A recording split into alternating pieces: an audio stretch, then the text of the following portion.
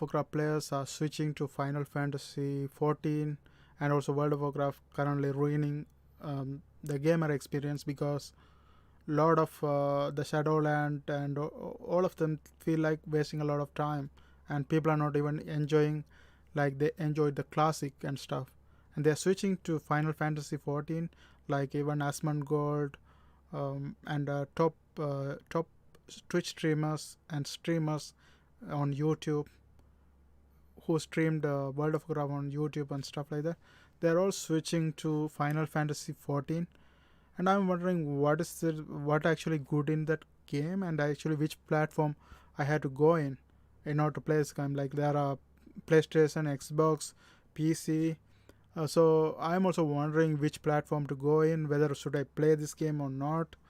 And Josh Strife Hayes, this guy has good gaming reviews about all the gamings and stuff. This guy says about Final Fantasy 14. Let's take a look at it.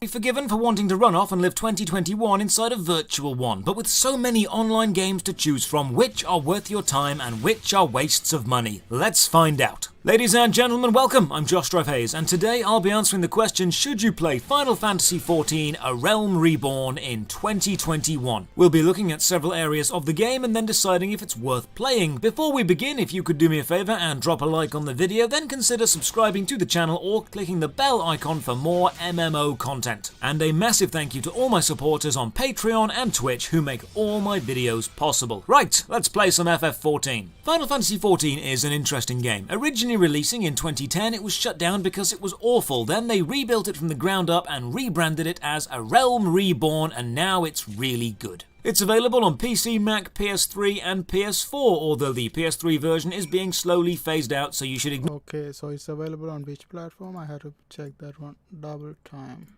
because I'm thinking about buying PS5 or Xbox today.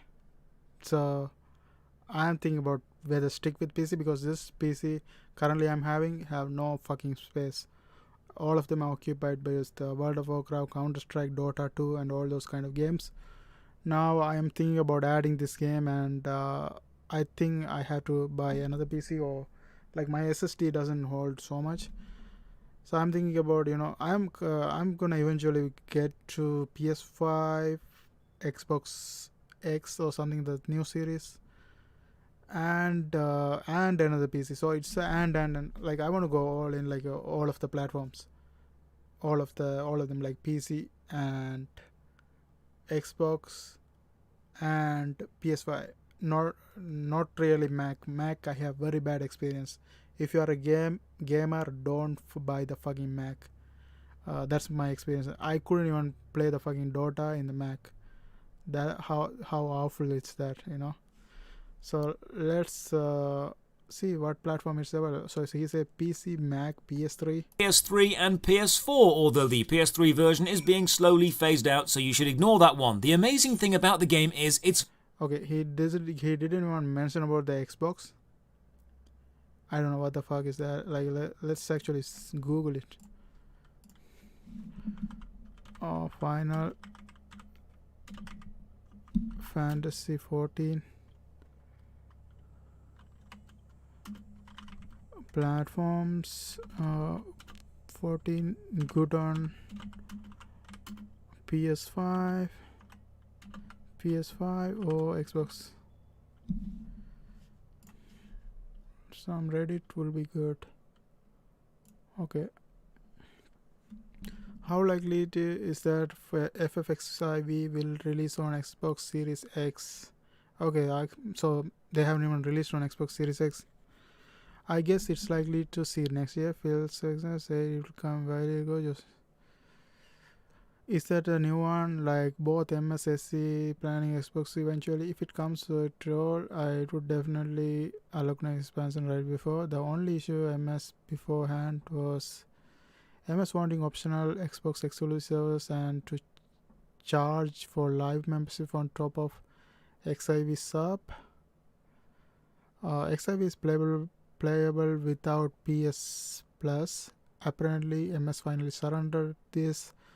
There shouldn't be any technical problems. All the consoles are just PCs now. uh, which is weird considering the 360 had XI, which could be played on Silver account on the same PC PS2 servers.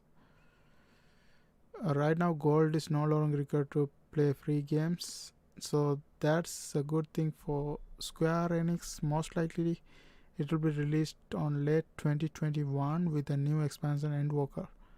They won't release a Xbox version until Microsoft let the game be played without the Gold subscription like they do with PlayStation. That is the only reason they haven't done anything about it. Blah blah blah. Okay, let's see. FF Lightning returns all on the Xbox in some form or another. FFVII make Windows Microsoft. What the fuck is this? Okay,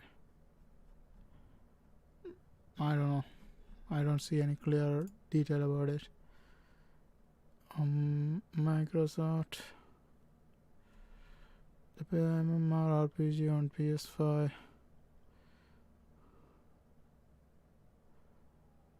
Okay.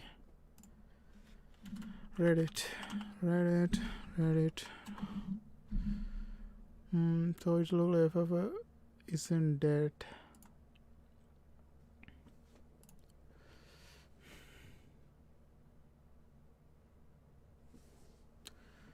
Okay. Development FFXVI, FFVII makes projects and all of the stuff Square is typically brewing plus the pandemic. None of this is surprising, and most of this is done by other teams. Sure, the devs may still behind thanks to the PS5 port and the expansion, but don't go blaming separate projects managed by separate teams. Final Fantasy XVI being done by creative. Okay, I don't have an Xbox, but it would be cool. More money for them means more expansion for me. Okay, PS5. Okay, let's see this. Honestly, as someone who rates on a controller, I would say neither. The best controller you can get for XIV, assuming the sticks, D-pad and buttons are functional, is something wider. L2, R2 buttons, preferably made of a slightly softer plastic that won't cut into your fingers as much as because you will have long periods where you are holding those triggers down. The Xbox and PS5 controllers have perfectly good shoulder triggers, but the shape and material means it really uncomfortable.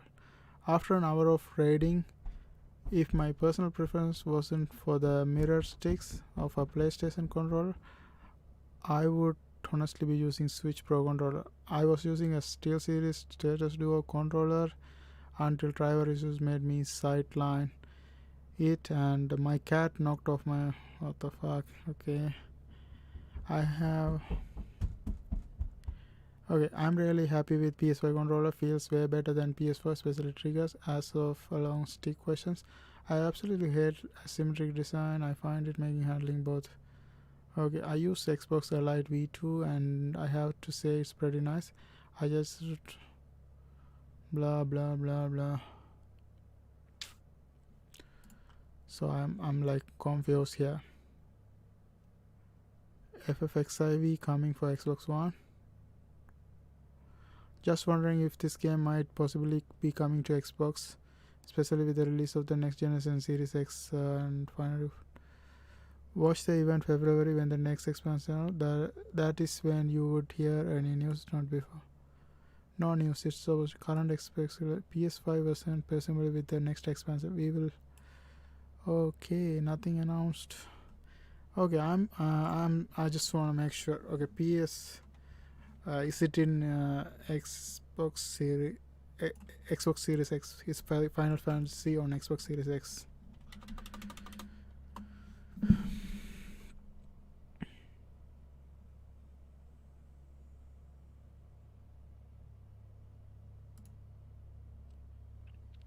Okay, Final Fantasy XIV Project Nacurios believes 5G could be and for consoles. Final Fantasy 14 Project Naoki says console will gradually be phased out as 5G mobile networks roll out worldwide. Sony next generation PlayStation VR reportedly feature 4K resolution. Blah blah blah blah. Latest console by.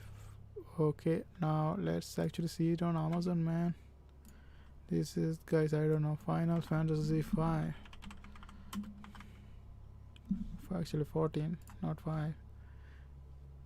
14. Game. It's in the game. Final Fantasy 14. Square Enix. PlayStation platform Windows, PlayStation 3, PlayStation 4. What the fuck? This is not even the new console.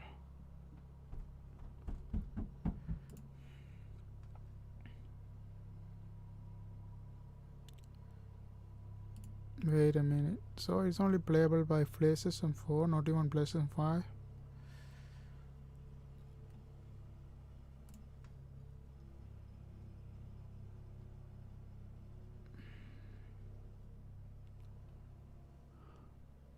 PlayStation 4. So PS5 doesn't have it.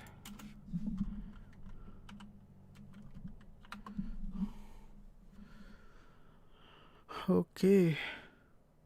PS5. So Xbox. Let's see. Xbox.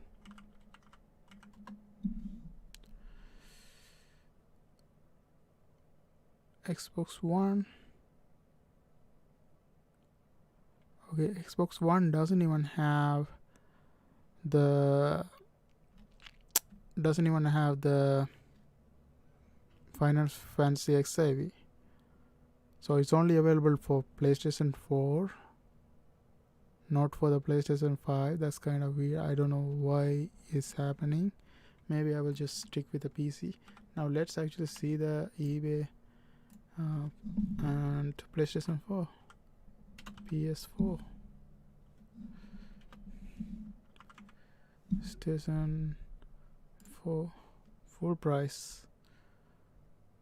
Okay, PlayStation 4 Slim Pro Control is only from UK. I don't want it from UK.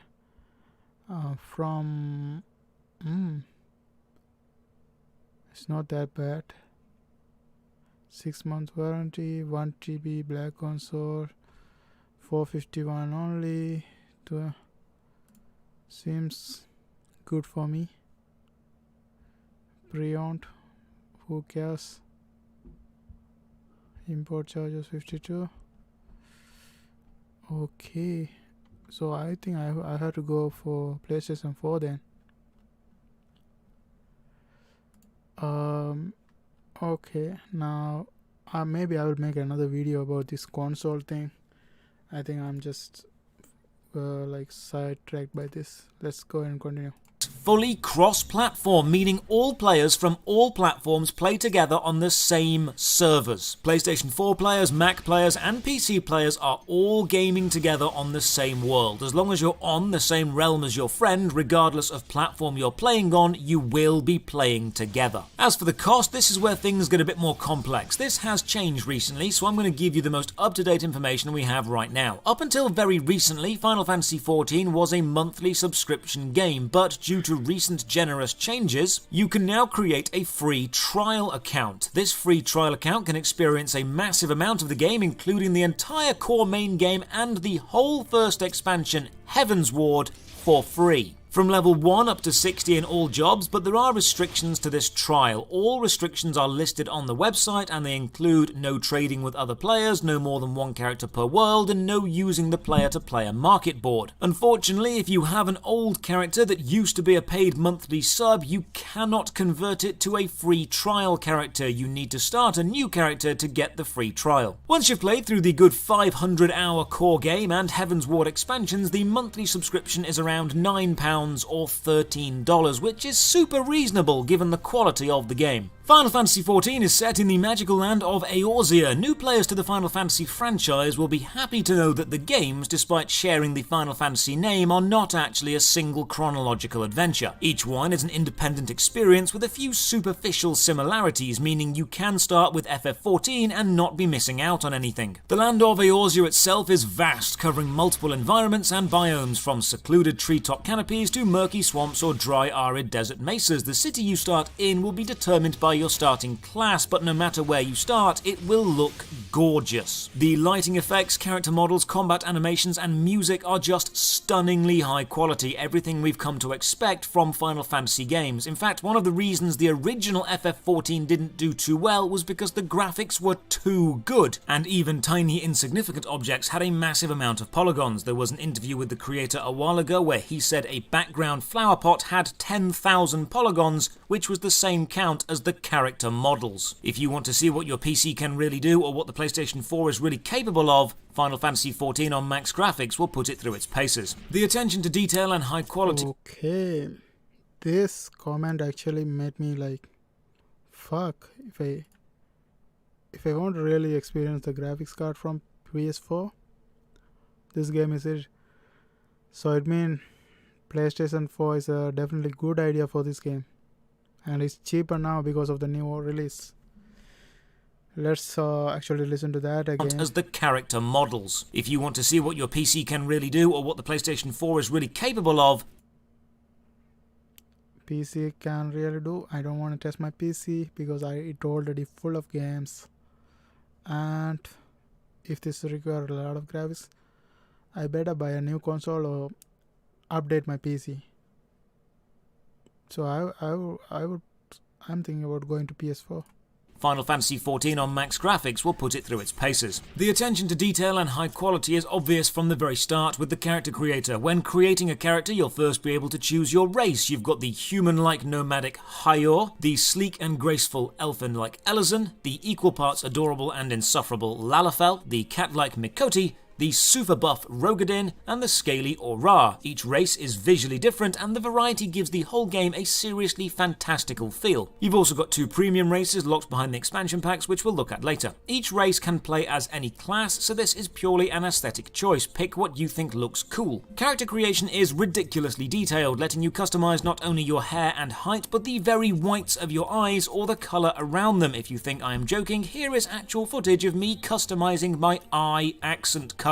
Final Fantasy XIV is a stupidly high-detailed game. As for classes, Final Fantasy XIV does something I really like, and that's not restrict you. While you may start the game as one thing, you are not limited to it. FF14 calls its classes Disciples of War for the fighter classes, Disciples of Magic for all the spellcasters, and the crafting is broken down into Disciples of the Land for gathering and Disciples of the Hand for making stuff. And while you may begin the game as an archer or a gladiator or a conjurer, that's not what you will stay as. Leveling through your individual job's storyline will unlock new abilities for that job, but to switch jobs or classes, all you need to do is switch weapons. This means you only need one character to experience absolutely everything the game has to offer, and if you're fighting an enemy that's weak against a certain combat style, you can come back geared up with that style. This also means if you're playing with a group of friends and one of you gets bored of tanking, you can switch whenever you need to. I absolutely love the freedom of this system. Once you reach the basic version of a class to a certain level, you can complete a special quest and evolve it into a better version. The archer becomes a bard, the lancer becomes a dragoon. It's basically a new name and a slightly different set of abilities, showing you are a more elite version of that class. As for the combat system, this is where I'll get some hate in the comments. Final Fantasy XIV has great combat. Eventually. The endgame dungeons and harder bosses will see you and a large team of players pulling off amazing feats of combat skill, using many special attacks and chaining together abilities to form massive damage, dodging, healing, defending and attacking fluidly within dynamic and exciting fights, and it's actually super enjoyable.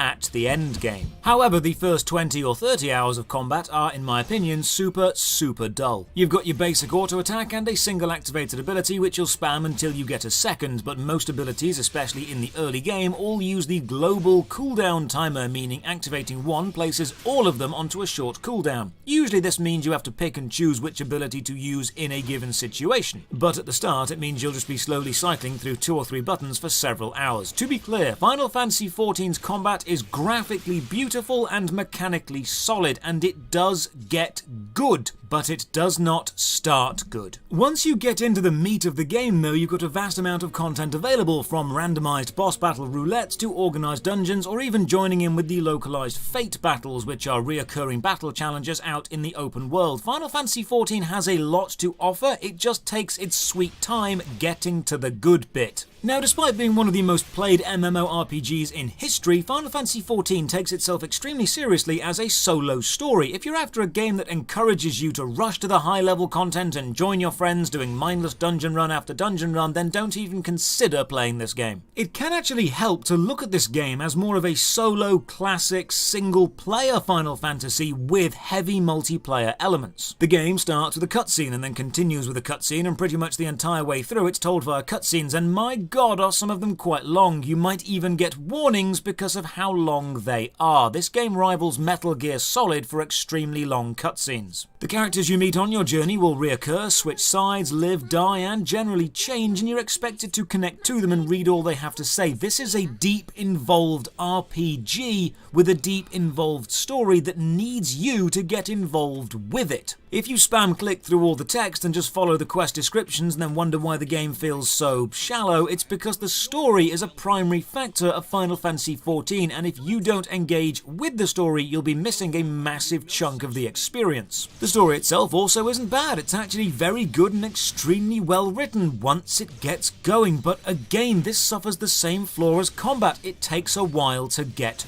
going. The first few hours, potentially days if you're playing casually, will see you performing busy work in the starting city, picking up dropped rubbish, passing messages back and forth between people, performing emotes at local NPCs, generally doing all the things we consider non-heroic. And I understand why the game does this. It's to set up the slow but eventual rise to global hero, but you must be prepared as a player for the opening of this game to be extremely mundane and in some cases rather tedious. The early game quests are very simple. Talk to A, go and talk to B, deliver item C, or kill 3 low-level enemies. Brand new players to the MMORPG genre will appreciate the ease of access, but veteran players will feel somewhat coddled. Now, to the game's credit, it does have a top-notch in-game tutorial system. With every single new mechanic explained and fully documented, you'll never be unsure of what does what. It's just a remarkably slow start. Now, while it can indeed be played as a high-quality single-player adventure, it's also one of the most successful RPGs of all time, with MMO population putting it as the 5th most popular MMO with about 2 million daily active players. The Final Fantasy XIV community is... Okay, now let's actually look at which one is first. Most played MMO games 2021. World of Warcraft still first, number 1. Most people are leaving it, but still number 1. Total players 100 million, 110 million, actually 113 million, let's keep it real. This total player 24 million only, so this World of Warcraft still 5 times bigger. And the third one is old school RuneScape, World of Warcraft Classic 4th one, 5th one is RuneScape, 6th one is the Elder Scroll Online, 7th Destiny 2, 8 Black Desert Online, 9 Elite Dangerous, and Guild Wars 2. So Final Fantasy is 2nd place according to this article. Now let's confirm with another one as well. Most played. Okay, I don't know. I don't want to answer this.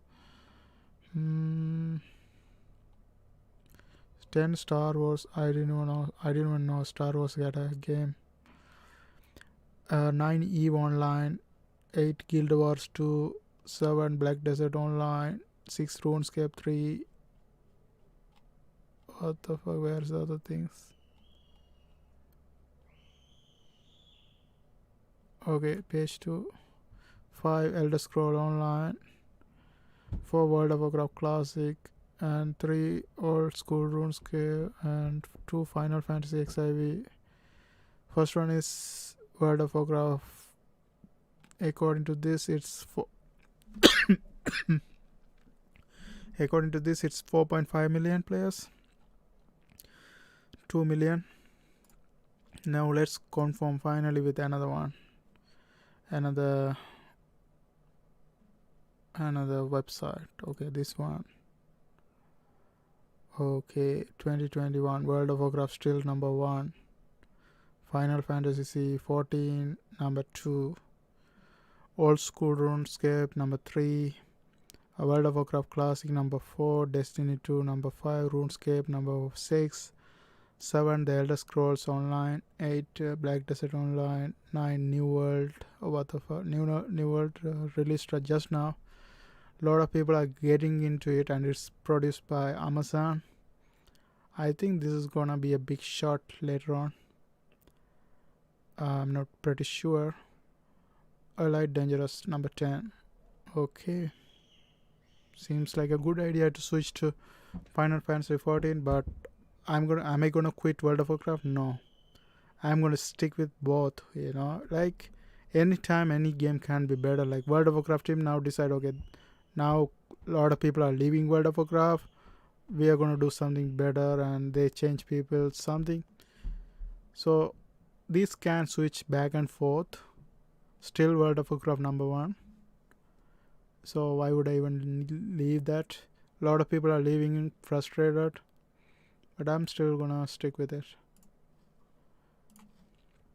Is thriving with in-game guilds or free companies constantly recruiting and adventuring together, an extremely active subreddit, YouTube and Twitch communities, and even a real-life restaurant, the Aphosius Cafe in Japan. Final Fantasy XIV has become a major success, both financially and culturally. The main cities in the game are always super populated, and when I logged in, I had to join a queue. You know a game is doing well when there's a queue to log in. When you start playing Final Fantasy XIV, you'll be a low-level messenger passing items or notes back and forth for a few hours. Then about 3 or 4 days in, you'll get to adventure around the wilds and experience some more complex combat and enemies. Then 3 or 4 weeks in, you'll start running the low to mid-level dungeons with other players. It's vital to remember this is a long-term game aimed at long-term players. There's thousands of hours of content here, and it's dished out to you very slowly. But if you take your time and appreciate the journey more than the destination, you'll find a brilliant game here. The main story quest, or MSQ, will take a long time to finish. Even though they've recently streamlined the whole process, it's not a quick experience, and the expansions will again see you dedicating a good few weeks of solid to casual play to beat them. As of now, there are 3 major expansions. The free trial included Heaven's Ward, then Stormblood, then finally Shadowbringers. Each brings new classes, new items, new armor, and a massive amount of new enemies and areas to explore, as well as pushing the central storyline forward. Even though you can buy a level boost and get yourself straight to the end immediately, that is not and never has been the point of the game. The adventure is the draw here. Starting from the beginning and getting to the end is the fun bit. Jumping to the end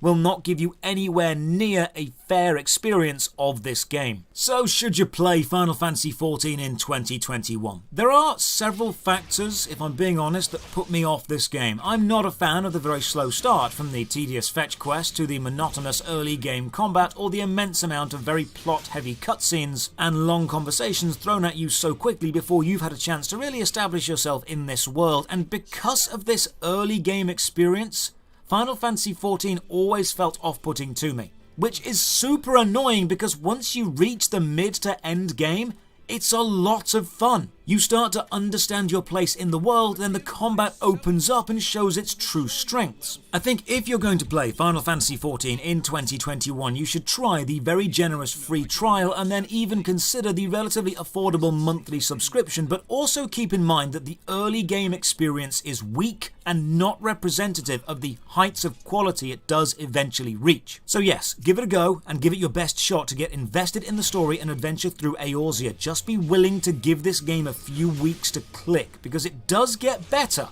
It just doesn't have the best start. Cheers for watching! Let me know in the comments below if you decided to give Final Fantasy XIV a go, and drop a like on the vid, sub to the channel and ring the bell for more MMO content. A huge thank you to all my supporters on Patreon and subscribers on Twitch who make all my content possible. You can support the Patreon from only £1 a month or join the Discord. Links are all below. Thank you for your time, and as always, have a great day. Okay, so what do you guys think about this game? Just put it in the comment section, we can discuss. Thanks for watching.